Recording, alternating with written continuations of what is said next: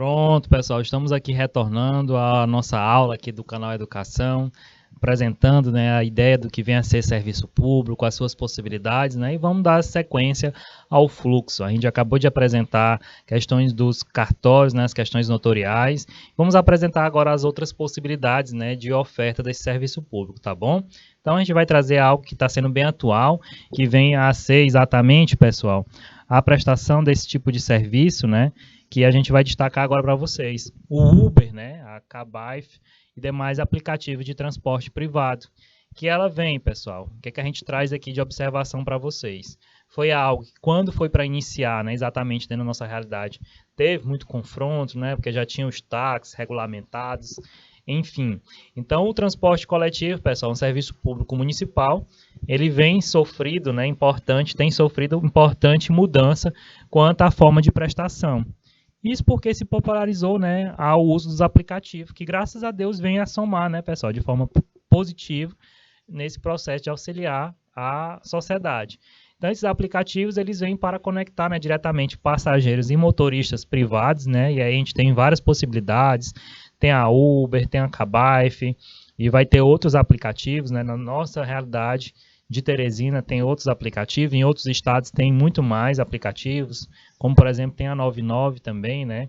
E aí conforme o município também vai aderindo a criar o seu próprio aplicativo, né? E aí impondo a necessidade, né, de uma nova regulamentação da matéria. E era justamente isso que se discutia bastante, né? Então a lei, pessoal, 12.587 de 2012, tem-se a informação da Política Nacional de Mobilidade Urbana, com a redação que foi dada, né, pela Lei 13.640 de 2018. Então, a gente tem essa regulamentação aqui em 2018, que passou a reconhecer, né, o transporte remunerado privado individual de passageiro, né, da seguinte forma. Então, é o serviço remunerado de transporte de passageiro, não aberto ao público, para a realização de viagens individualizadas ou compartilhadas, solicitadas exclusivamente por usuários, né, previamente cadastrados em aplicativos ou outras plataformas, né, de comunicação em rede. E aí, pessoal, essa norma, né, ela abriu caminho para que os municípios e o Distrito Federal, né, por lei própria, regularizem o funcionamento dos aplicativos, né, como Uber, Cabify, de modo a reduzir, né, os constantes conflitos entre os motoristas privados e os taxistas. Então, a gente tem o artigo 11A, que diz: compete exclusivamente aos municípios e ao Distrito Federal regulamentar, né, e fiscalizar o serviço de transporte remunerado privado individual de passageiros previstos, né, no inciso 10 do artigo 4º da lei, né, especificamente no âmbito dos seus territórios. E foi exatamente isso que aconteceu, né?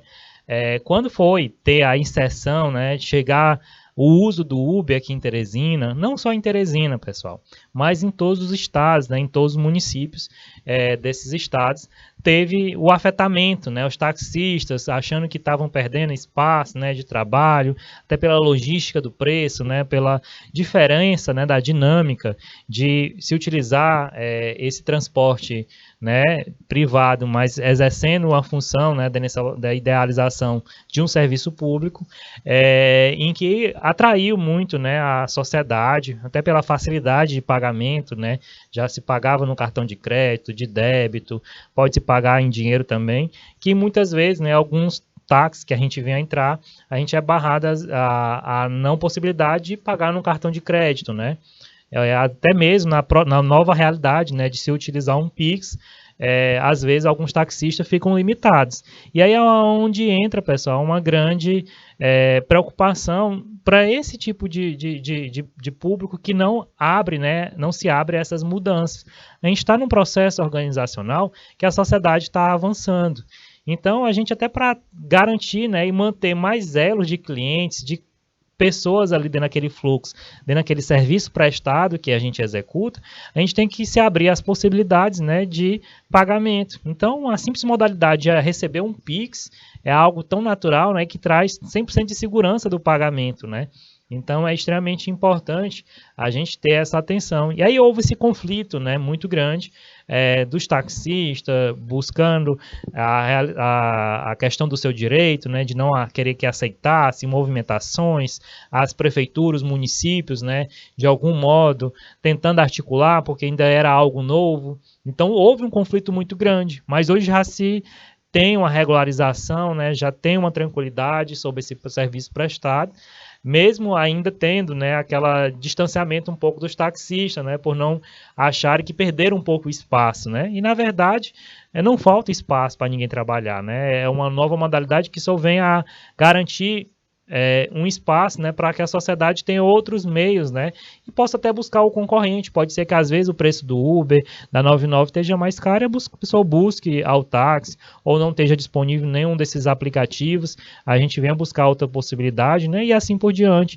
Então a nossa sociedade tem crescido tanto que até mesmo a frota de táxi, né, às vezes não dá a real satisfação como um todo, né, para um município. O nosso município, nos últimos 10 anos, cresceu, né, de forma gigantesca, e os municípios, como todo, de todo o Piauí, vem crescendo, né, e algumas realidades precisam ter essas regularizações, né, como a situação do Uber, que já chegou não só em Teresina, mas em outros municípios do Piauí, que já tem essa possibilidade de usar esse aplicativo para benefício, né, da toda a coletividade da sociedade. Então, vamos seguindo aqui a apresentação, pessoal. Os princípios do serviço público, pessoal. Então, aqui é algo que a gente vai trazer para vocês. Dentre eles, pessoal, a gente tem a inovação da Lei 14.015 de 2020, uma lei extremamente nova, né, que traz sobre essa idealização dos princípios do serviço público. A prestação do serviço público, pessoal, ela está submetida, né, à incidência de todos os princípios gerais do direito administrativo. E aí, além desse, né, vão existir outros princípios, pessoal, que vão ser aplicáveis exclusivamente, né, à prestação de serviço público. E a gente vai apresentar aqui para vocês quais são. A gente tem o princípio, pessoal, da adequação. A gente vai falar cada um deles de forma contextualizada. A adequação, ela está no artigo 6º, parágrafo 1º da Lei 8.987, de 95, em que diz que o serviço adequado é o que vai satisfazer, né, as condições de regularidade, continuidade, eficiência, segurança, atualidade, né, generalidade, cortesia na sua prestação e modicidade das tarifas. Então, pessoal, além dos princípios do direito administrativo, a gente vai ter esses outros princípios, e o da adequação é exatamente isso, né? É prestar um serviço que tenha a regularidade, né? Ele está adequado, ele tem a continuidade, ele vai garantir a eficiência, vai ter segurança, vai ter agilidade, vai ter toda a possibilidade, né, de um serviço como um todo. A obrigatoriedade, pessoal. O Estado ele tem um dever jurídico, né, de promover a prestação do serviço público, e não sendo essa prestação uma simples faculdade discricionária, né? Então vai ter a obrigatoriedade do Estado prestar esse serviço público. A atualização, modernidade ou adaptabilidade. Então aqui é uma técnica, pessoal, empregada na prestação do serviço público, embora não tenha, né, de ser a mais avançada disponível. E aí vai precisar, né, ser compatível, pessoal, com o estágio de desenvolvimento tecnológico, né, vigente à época da prestação. A gente também tem, pessoal, o princípio da universalidade ou generalidade, em que a prestação de serviço público ela deve ser estendida, né, à maior quantidade possível de usuários.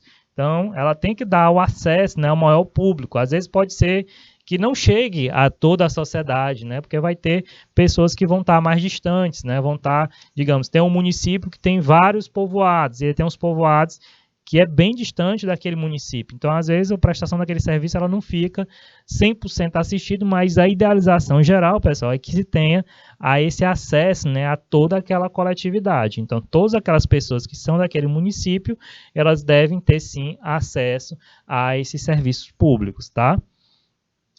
A gente tem aqui como princípio, pessoal, a modicidade das tarifas. E aí, o que é isso? Então, significa que o valor exigido, né, do usuário a título de remuneração pelo uso, né, do serviço, ele deve ser o menor possível, em que vai reduzir, né, ao estritamente necessário para remunerar o prestador com acréscimo, né, de pequena margem de lucro. Então, às vezes tem um órgão que está delegado, né, e vai ser cobrado algum valor pela essa prestação de serviço, como a situação dos cartórios, né? Quando a gente busca nenhuma atividade especificamente, ela vai ser gratuita, mas ela vai ter valores, né, que vão estar sendo cobrados, né, estritamente o necessário para se garantir também uma satisfação, né, de quem está buscando esses serviços. O princípio da cortesia, pessoal, significa que o serviço e as informações de interesse do usuário, eles devem ser prestados com polidez e educação. Então, o serviço público, quem está investido nesse processo de serviço público, ele tem que tratar, né, todos aqueles que o buscam com toda a cordialidade, com toda a educação, né, que faz parte de um processo até de vivência social, né? A gente está inserido dentro de uma sociedade em que, para a gente manter as nossas vivências, né, de valores, crenças, tem que ter regramentos, pessoal, para que se tenha, né, um direcionamento e se possa todo mundo, né, agir numa uniformidade de sociedade. A gente tem o princípio da transparência, em que o usuário ele tem direito de receber do poder concedente, né, e da concessionária informações para a defesa, né, de interesses individuais ou coletivos. Isso, pessoal, está no artigo 7º, inciso 3º, da Lei 8.987, de 95. A transparência, pessoal, é algo que, assim, não tem como a gente fugir da nossa realidade, né, social que a gente está hoje. A transparência, ela tem que estar presente dentro do serviço público, né, até para garantir a satisfação, né, quem está, digamos, colocando lá para ficar, né, como os nossos representantes nos poderes públicos, né, são os eleitos pelo povo. Então, a gente tem que ter a transparência, né, que o nosso dinheiro, o dinheiro que a gente está pagando, nossos impostos, taxas, né, enfim, o que a gente vem a contribuir, tenha um retorno real, né, para a realização desse serviço público. E essa transparência, ela tem que ser concreta, né, e tem se avançado bastante dentro do serviço público, né, essa transparência, essa clareza, né? Claro que pode se melhorar ainda mais, pode ainda se difundir ainda mais, né, o acesso ao que está sendo executado, né, dentro dessa organização social, mas essa transparência é algo que já é nítido na nossa sociedade, né? Seja o município, seja o estado, seja a União, vão estar buscando executar essa transparência, né, dos serviços públicos que estão sendo prestados. É um dever com a sociedade, né? Se a gente está ali, está contribuindo com impostos, taxas, né, tarifas, a gente tem que ter um retorno dessa contrapartida, né? Claro que às vezes fica algumas deficiências, né, e que vai caber a cada um de nós em sociedade buscar, né, se está sendo tratado o serviço público como deve ser. Então, essa transparência ela vem de ser um princípio muito importante, né, dentro dessa estrutura. A gente tem o princípio da continuidade, pessoal. E aí esse princípio ele tem como regramento, né, a idealização da continuidade do serviço, né? Ele não pode sofrer interrupção. Ele deve ser promovido, né, de forma contínua e sem intervalos. Digamos, se existisse uma possibilidade de greve, pessoal, tem que ser mantido o mínimo, né, necessário. Isso vai ter regulamentações para que não tenha, né, um afetamento para a sociedade como um todo. Então, é extremamente importante, né, a gente ter a atenção que os serviços públicos têm que ter essa continuidade. Quanto à legitimidade, pessoal, do corte, do fornecimento de serviço, né, em caso de falta de pagamento, a lei de concessão, ela admite, né, expressamente que o inadimplemento é a causa de interrupção, né, da prestação de serviço. Então, destacar aqui, desde que observado, né, a necessidade do prévio, aviso. Então, para que se tenha um corte, né, do fornecimento daquele serviço público, daquele serviço prestado, tem que ter obrigatoriamente o aviso prévio para aquela indivíduo, aquele cidadão que não está cumprindo, né, com o pagamento desse fornecimento, né, de serviço. A lei, pessoal, 14.015 de 2020, ela incluiu o parágrafo 4º ao artigo 6, que ela traz o seguinte: a interrupção do serviço, na hipótese prevista, né, no inciso 2 do parágrafo 3º desse artigo 6º, não poderá iniciar-se, né, na sexta-feira, no sábado ou no domingo, nem em feriado ou no dia anterior ao feriado. Isso foi muito importante, pessoal, por quê? Porque às vezes se houvesse o corte, né, de uma prestação de um serviço, não teria tempo hábil, né, daquele cidadão buscar a regularização desse fornecimento, desse serviço. Então, essa lei, né, de forma sábia, foi muito bem pensada, não pode acontecer, né, na sexta-feira, no sábado, no domingo ou em véspera de feriado, né, porque justamente para dar a possibilidade desse cidadão a regularizar, né, esse pagamento e assim ser mantido, né, ter a continuidade desse serviço. Então, de forma sábia, né, o legislador, acredito até pela movimentação da sociedade, né, a gente sabe que muitas vezes a pessoa não honra, né, não porque não quer, vai ter essas possibilidades, mas porque às vezes naquele exato momento, né, ou passou despercebido, pode acontecer, ou porque naquele momento teve uma necessidade maior de um gasto com saúde, por exemplo, e aí não pôde pagar, né, exatamente esse fornecimento de serviço público, mas aí a pessoa consegue, né, negociar e reaver essa situação. Então, é extremamente importante, né, o que vem a ser regulamentado nessa lei, né, que veio a ser formalizada em 2020 e que traz, né, essas benesses à sociedade, né, de não ter, né, já pensou você ficar o final de semana inteiro sem o fornecimento de energia porque você não conseguiu buscar, né, até porque os órgãos, eles funcionam em horário comercial e aí no final de semana não vai ter esse tipo de atendimento, de possibilidade de pagamento e, consequentemente, de regularização. Então, você ficaria um final de semana, né? Hoje em dia, no avanço que a sociedade tem, às vezes falta energia na nossa casa, às vezes 2 horas a gente fica doidinho da cabeça, porque precisa do ventilador, precisa da geladeira ligada, precisa de várias funcionalidades, né? Dentro da nossa vivência social e que pode afetar, né, muita coisa. Então, foi extremamente importante, né, essa criação dessa lei e ela vem a beneficiar a toda a nossa sociedade. Então, vamos continuar aqui o que tem aqui dentro do nosso conteúdos. Os requisitos, pessoal, de corte. Os requisitos para o corte do serviço por inadimplemento do usuário de serviço público, eles passam a ser a comunicação prévia, né, sobre o desligamento, então tem que comunicar. Nessa comunicação, vai dar a oportunidade da pessoa regularizar, né? Então, ela vai correr atrás de garantir essa regularização ou negociação dessa dívida, né? O aviso, pessoal, sobre o dia a partir do qual será feito o corte. Então, é extremamente importante nós, como cidadão, conhecer isso, né? Porque se não houver todas essas tratativas, automaticamente está tendo um abuso, né? Uma arbitrariedade. Tem também a data do desligamento em dia que não seja sexta-feira, sábado ou domingo, nem feriado ou dia anterior ao feriado. Então, a gente tendo essas atenções, né, a gente não vai ser afetado. E aí, continuando aqui aos demais princípios, pessoal. A gente tem um princípio da igualdade, que traz os serviços públicos, eles devem ser prestados de modo isonômico, né, a todos os usuários, sem privilégios ou discriminações. O princípio da motivação, pessoal, em que todas as decisões relacionadas com a prestação do serviço, elas devem ser fundamentadas, né? Tem que ter uma real fundamentação sobre essa prestação de serviço. O princípio do controle. As condições de prestação de serviço público, elas estão sujeitas, né, à fiscalização por parte da própria administração, controle interno, e pela via judicial, o controle externo.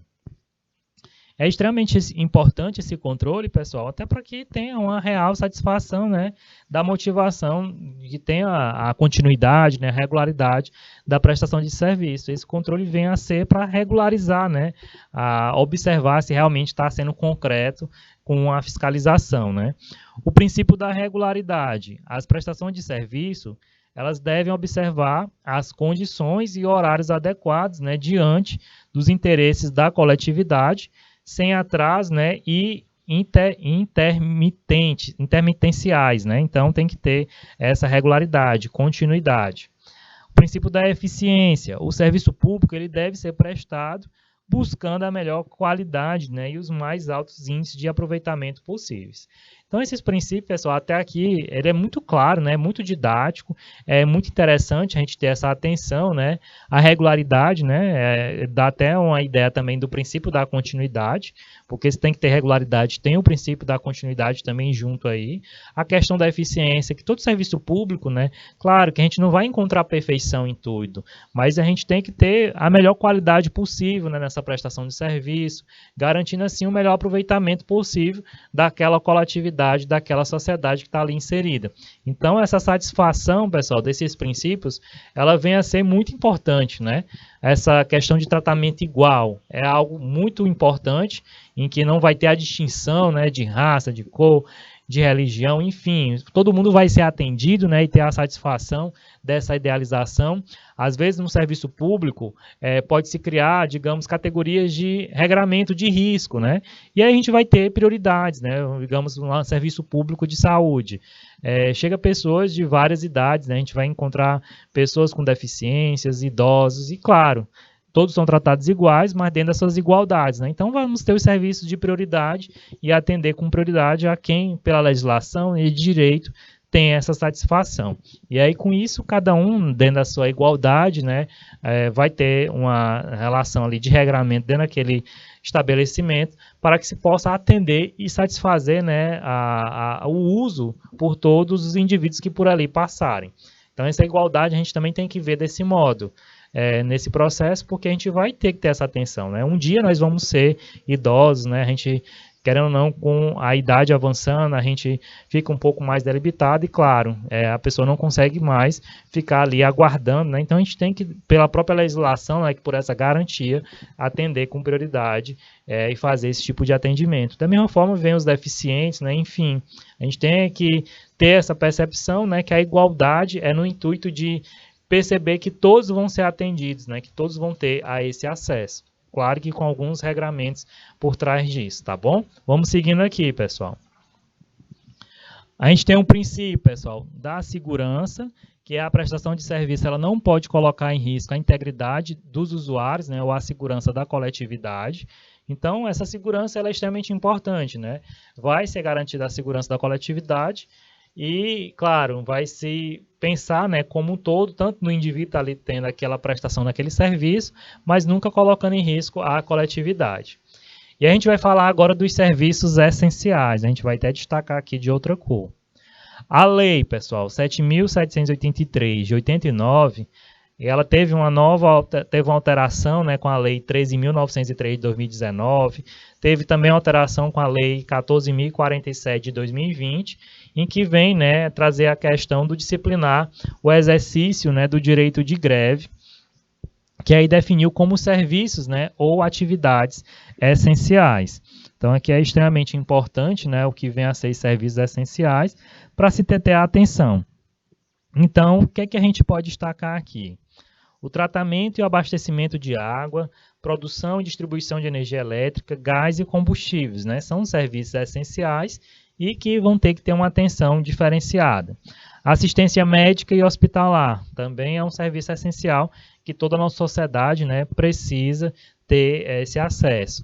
Distribuições, né, e comercializações de medicamentos e alimentos também é uma atividade ou serviço essencial, né, para a nossa sociedade.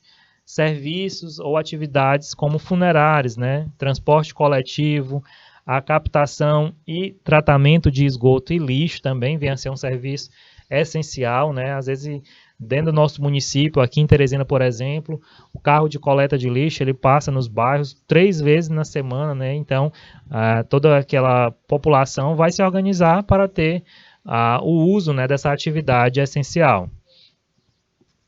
Aí a gente vai ter aqui outras possibilidades, pessoal. Telecomunicações, a guarda, né, o uso e o controle de substâncias radioativas, né, equipamentos e materiais nucleares, processamento de dados ligados a serviços essenciais, o controle de tráfego, né, aéreo e navegação aérea. Já pensou, se não tivesse esse controle do tráfego aéreo, né, da aviação, como é que não ficaria os voos, né? Você poderia ter, digamos, um acidente. Então, esse controle vem a ser muito importante, tem que ter, né? Essa é uma essencialidade da prestação desse serviço. A compensação bancária, né? Atividades médico-periciais relacionadas ao regime geral da Previdência Social e Assistência Social, então, os serviços dos peritos, né? Seja do INSS. A gente tem as atividades médico-periciais que vão ser relacionadas, pessoal, com a caracterização do impedimento físico, né, mental, intelectual ou sensorial da pessoa com deficiência, por meio da integração de equipamentos multiprofissionais, né, interdisciplinares, para fins, né, de reconhecimento de direitos previstos em lei. A gente tem também outras prestações médico e periciais, né, de caráter do perito médico federal indispensável ao atendimento das necessidades inadiáveis, né, da comunidade e atividades partidárias. Então, a gente tem um leque extremamente considerável, né, pessoal, de atividades e serviços essenciais. Então, no caso, pessoal, de greve, e aí a gente destaca aqui em vermelho, em algum desses serviços, os sindicatos, né, os empregadores e os trabalhadores, eles ficam obrigados a garantir a prestação dos serviços indispensáveis ao entendimento das necessidades inadiáveis da comunidade, né? Assim, entendidas as que não atendidas, colocam em perigo iminente, né, a sobrevivência, a saúde ou a segurança da população. E aí está no artigo 11 da lei específica. Não observada essa exigência, vai caber ao poder público assegurar a prestação dos serviços indispensáveis. E a gente vê, né, pessoal, algumas possibilidades, às vezes de greve do transporte coletivo, que é um meio indispensável, né, é uma prestação de serviço essencial para a nossa sociedade. E aí o poder público vai estar ali regulamentando, né? Está cobrando que seja prestado minimamente legislação, né, de 30% da frota, por exemplo, é o que a gente vê muito nos meios de divulgação, né, ou mídias digitais, e o poder público vai assegurar essa prestação de serviço indispensável, às vezes cadastrando outros veículos, né, até que se regularize essa situação de greve. Então, o poder público vai estar acompanhando, né, a todo esse fluxo durante essas greves. E aí, a gente tendo essas possibilidades, né, de observar esse rol taxativo, a gente acaba tendo um maior acompanhamento, né? Então, pessoal, é mais para que a gente tenha esse fluxo e possa exatamente, né, perceber quais são os serviços essenciais, quais são a prestação de serviço essencial para a nossa sociedade, né, e que, se não acontecer, o poder público vai ter que agir, né, para garantir essa prestação temporária, né, enquanto se regularize essa situação de greve, tá bom, pessoal? Vamos seguindo aqui. Formas de prestação, pessoal, e a gente vai destacar aqui para vocês. Então, vai existir diversas formas de prestação do serviço público. A gente vai ter, primeiramente, as prestações diretas, que vem a ser aquela, pessoal, realizada pelo próprio Estado, que é a administração pública direta. Então, se houver a cobrança, né, em troca de prestação direta, a remuneração ela terá a natureza tributária da taxa, né, de taxa. Então, a prestação direta ela pode ser realizada de dois modos. A gente vai destacar até de outra cor aqui. Pessoalmente pelo Estado, então quando promovida, né, por órgãos públicos da administração direta, seja variação de ruas, né, ou com auxílio de particulares, que são os prestadores que são selecionados por procedimento licitatório, né, e celebrando contratos de prestação de serviço. Por exemplo, coleta de lixo feita, né, por empresa terceirizada, é uma possibilidade. E aí a gente tem, pessoal, a prestação indireta por outorga, que se houver lei específica nesse sentido, a prestação de serviço, né, público ela pode ser realizada por meio de pessoas jurídicas especializadas criadas pelo Estado. E é o que ocorre, né, com as autarquias, as fundações públicas, as associações públicas, né, as empresas públicas e as sociedades de economia mista. A remuneração paga, pessoal, pelo usuário ao prestador, ela tem natureza de taxa e a responsabilidade, né, pela reparação dos danos decorrentes dessa prestação de serviço outorgado, ela vem a ser objetiva e direta, né, do prestador e não da administração direta. Então, vai ser a própria autarquia, a própria fundação pública, a empresa pública, a sociedade de economia mista, que vai estar respondendo, né, e reparando qualquer dano que venha a ocasionar para o cidadão que venha estar nesse processo, tá? O Estado, pessoal, responde de forma subsidiária, né, pelo valor da indenização na hipótese, né, do orçamento daquela autarquia, da fundação, da associação pública, né, da empresa pública, da sociedade de economia mista, não for suficiente, né, e aqui é um destaque muito interessante, para suportar o montante indenizatório. Então, de forma subsidiária, o Estado ele vai estar, sim, respondendo a isso. E a gente traz exemplos, pessoal, de prestação indireta, né, por outorga, seja o serviço postal exercido pela empresa de Correios e Telégrafos, né, A gente tem outra possibilidade aqui, pessoal, que seria a prestação indireta por delegação ou por colaboração. Ela é realizada após regular licitação, né, por meio de concessionárias ou permissionárias, e desde que a delegação ela tenha, né, previsão em lei específica de concessão ou autorização legislativa, permissão. Então a gente tem até a diferenciação, né? Tem que ter uma lei específica para concessão e autorização legislativa para permissão. A prestação indireta por delegação, pessoal, ela só pode ocorrer em relação ao serviço público, é a ut singuli.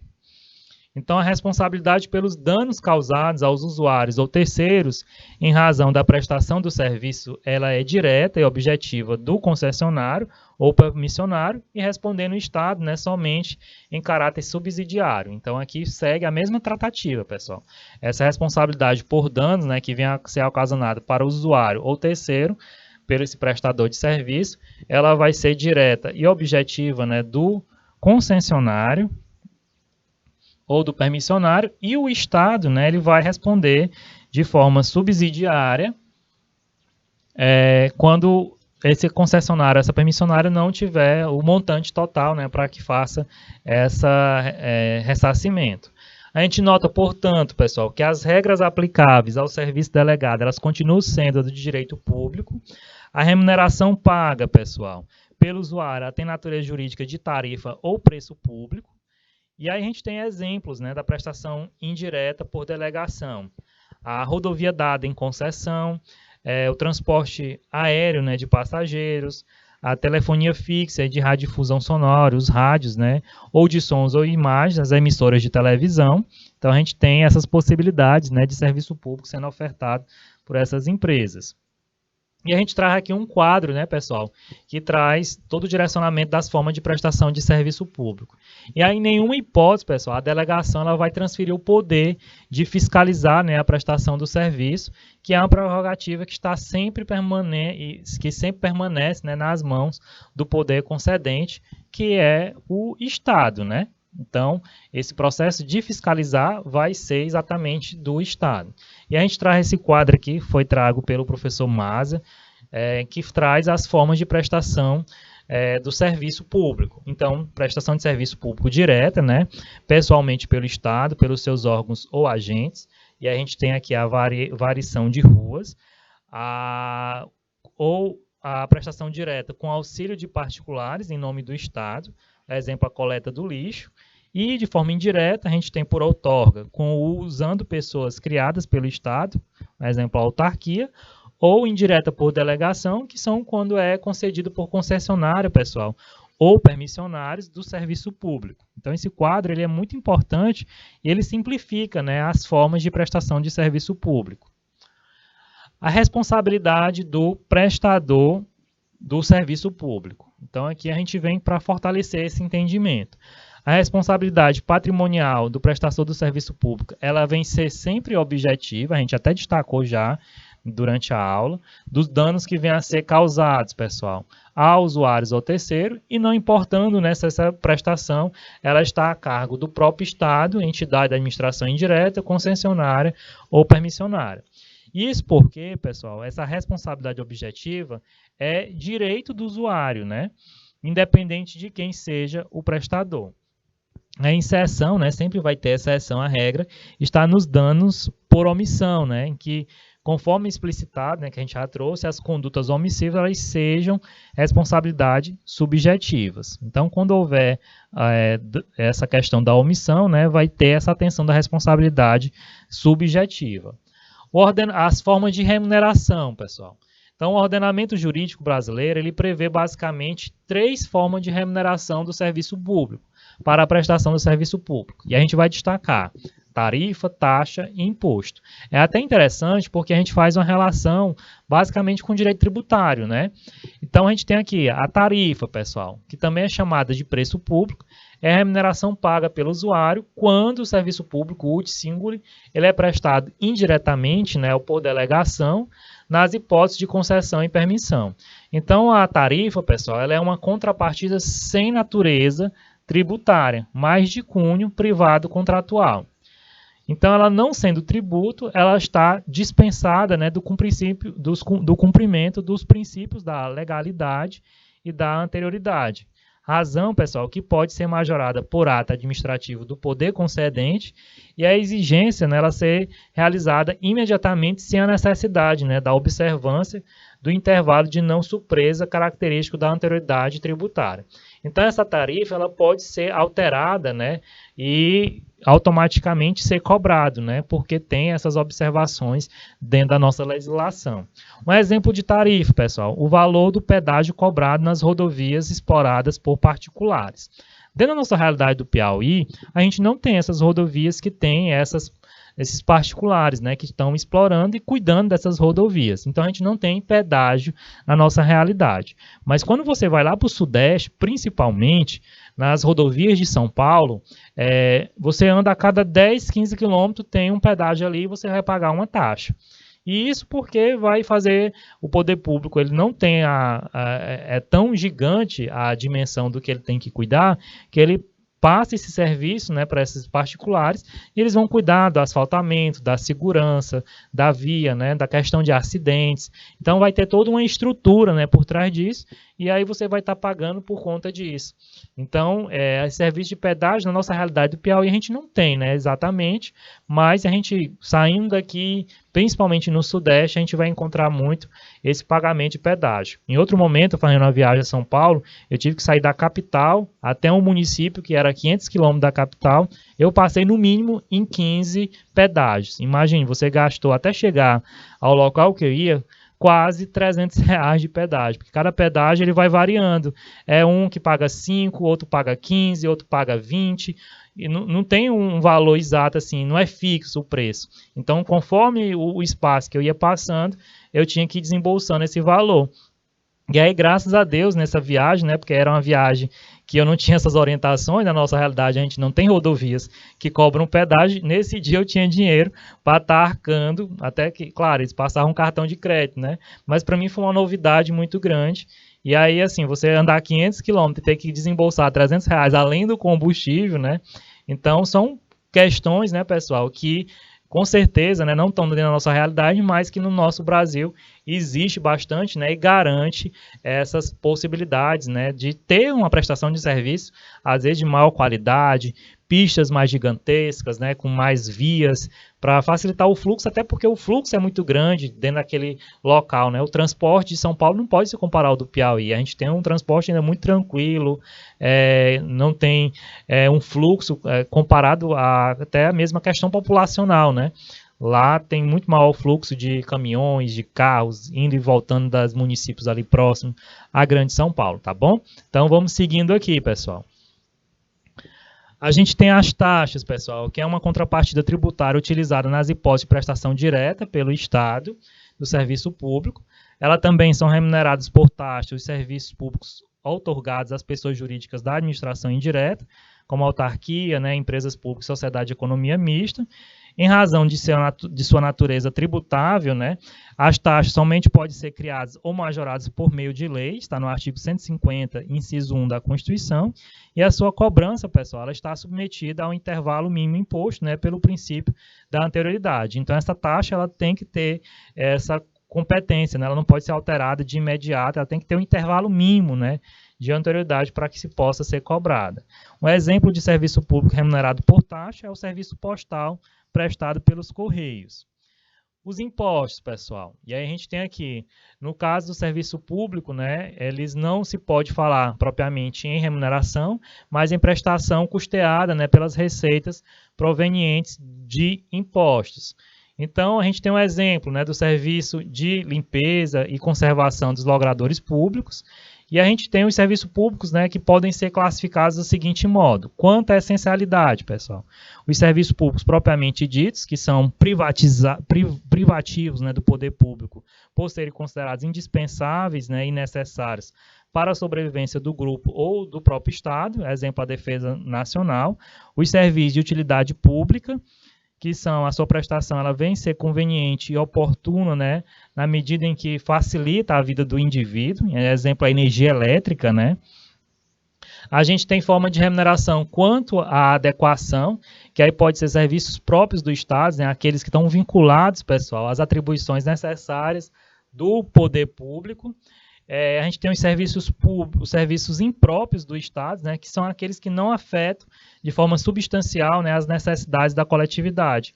E aí o exemplo é a telefonia fixa, né? Então a gente tem esse destaque exatamente.